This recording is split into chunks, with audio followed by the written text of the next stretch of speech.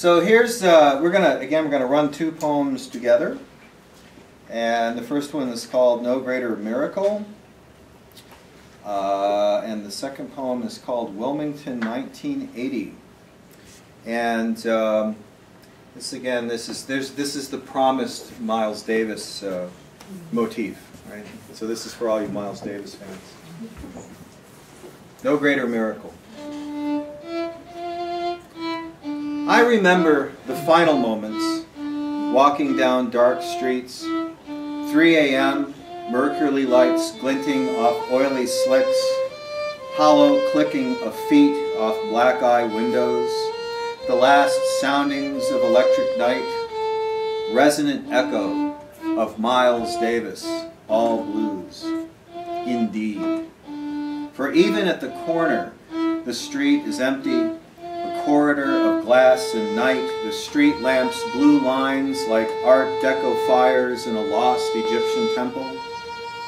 But high above, unreachable, the moon's reflection.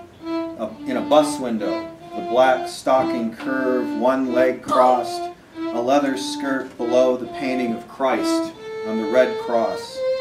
Yes, that one, of another memory, another time, edging out across the cliff covered in petroglyphs, spirals, suns, plumed serpents.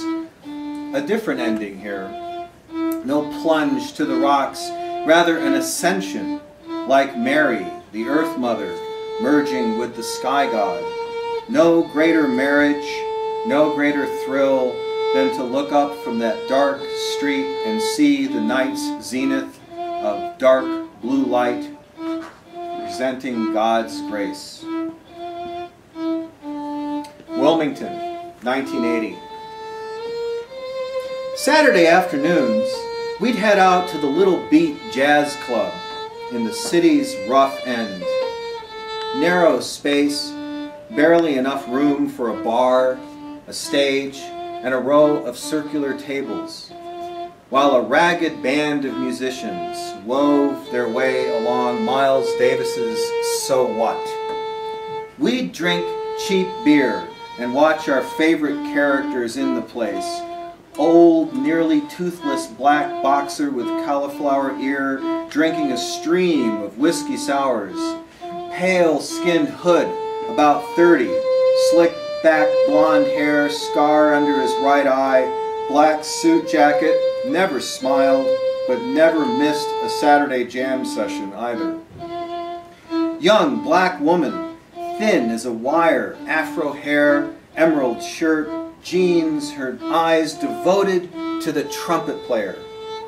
Expatriate Romanian, hair black as a midnight alley, shy smile and iron curtain accent, the two of them holding hands between sets, the suddenly loud clack of glasses on tables, bottles on the bar, cigarette smoke, loud greetings, sunlight struggling in through the dust windows. Amazing transcendence, gone, lost forever over the century's horizon, despite an echo here and there of that fiery moment. New York, Chicago, San Francisco, Albuquerque, gone. So hard to find that lost world guarded by an angel with a flaming sword.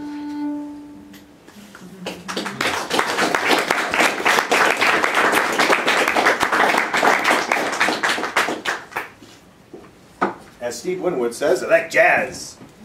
Okay. The finale. We're going to do The Last Matinee, which is a 7-part poem. And if Mademoiselle Mizralovska is ready, let's begin. The Last Matinee, Part 1. A scorpion sidles across the floor of an abandoned Mojave shack. Black rock rising around it in waves of light and heat. A motorcycle slides across wet pavement, flies toward the junction of rivers where the warrior twins depart this world, sons of changing woman, born in the year of butterflies. I am death and the last matinee. Red plush seats in the eternal afternoon, reel after reel offered up to the smooth gods of the Khan. A sliding door of bars, razor wire shines in the New Mexico sun. Cats lurk in the windows, El Gato waiting for food from heaven. You see it now, the sky, the sea, the lost sailor seeking his forgotten home, wine in the barrel, monks singing in the attic. The red sky sheds orange light on her skin. Love's lost wages wrapped in sin, the realm of saxophones and pedal steel guitars, the long dance into eternal night. It's the last matinee. The audience feels for the door. The stork flies in, the birth of a dying nation, the birth of the lost grail, forever out of reach. The Fisher King is dead. The last matinee, come in and be cool, a lost breath, a zen grace of hidden beads, souls, stones, and cat's teeth, an inmate's talisman. Part 2. Sometimes I feel time slide past like a great, slow serpent. Sometimes I have dreams of being tied face down, naked bodies stabbed with sharpened sticks, like an Apache sacrifice in a John Ford Western. The last matinee cowboy rides off into the chameleon sunset, seeking buried Mayan pyramids, finds me instead, downing mounds of hot popcorn, butter dripping over the serpent's long gray and crimson body. A mosaic of Jesus underwater. Dreams of a Roman philosopher, a man with long graying blonde hair striding El Paso streets half naked. Somewhere out in the west, elegant waves of dark brown silt dry beneath a desert sun within the deep, deep canyon. Secret waters, green cottonwoods, ash and moss, the liquid sound, a stone gate to blue heaven. Part 3. A skull, a rose, an apple, an ear of corn. Choose and be forever gone. In a place where the river pours over a dam, a realm of water eternity, they murdered him. He chose the corn and they murdered him. Knife blow to the groin. They fled to Kansas, where the corn grows tall in the Aztec sun. A train passing, great surging red engine. My daughters and I wave in the afternoon's last show, the sun on the golden cottonwoods of declining summer. The bard's death, grain gone to earth, the coming winter, the resurrection, the last matinee. I walk the path of bones. I pray to Ashoka standing with his magic scepter forever gone. The movie is over. The bones turn to ash. The heron rises with a dying call, its ancestors burned in a fiery comet that slammed into the sea. Quetzalcoatl reborn on the cinema screen. Part 4. Saturday afternoon, and the carnival is ending. Tattoo-muscled men pry open bolts with wrenches, tearing down colorful machines, while a dirty prairie wind etches the sad-eyed merry-go-round horses, standing still in the orange sun-sliding light. A lone girl rides the Ferris wheel on its final turn, long blonde hair riding the wind's waves as the redwood seat slides past zenith, her last view of childhood. What was once a dazzling jewel of lighted circles spinning in this star-consumed night, now dull and tame in the waning desert sun. The crowd's gone, the calliope silent, feeling the wheels slow, she tightens her grip on the long steel rail, trying to stop time with a dust-stung tear. Part 5. Haunted by old dreams, he shuffles under gray skies across the abandoned motor court. Fake Pueblo crumbling from frost and rain.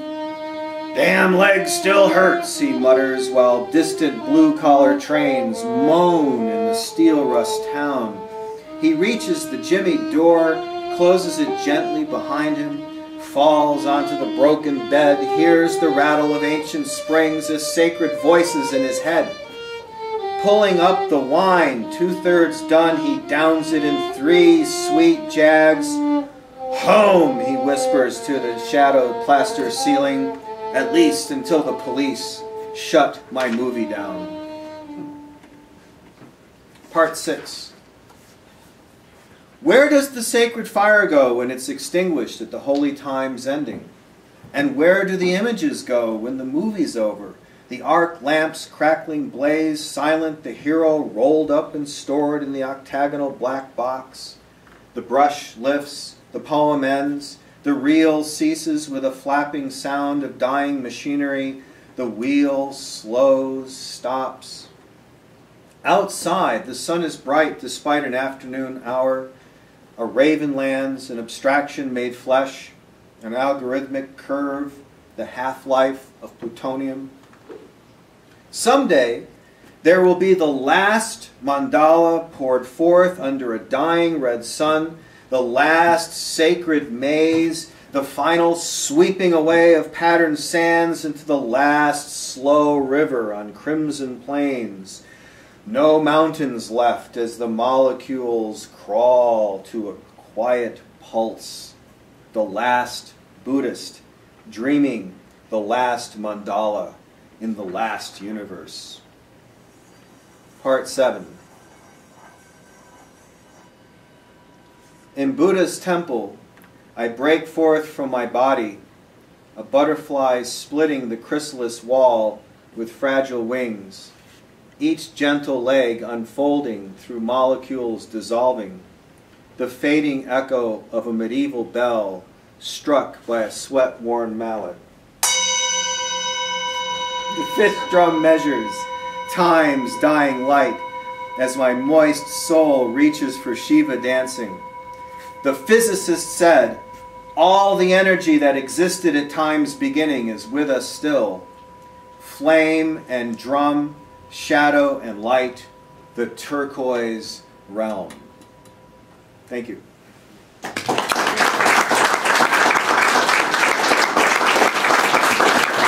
Thank you, thank you, thank you. Thank you all for coming. Wonderful. Wonderful to have you all here. There are books for sale, if anyone wants to buy a book. Don't forget the red donation jar at the back of the building as you're on your way out. Reach for some loose change, throw in $1 or $5 or $100. And we'll hopefully see you all again on the 26th of January for the return of the Colorado Mesa University reading series. I can't remember who's reading, but somebody is. So, all right, good night, everyone. Thank you for coming.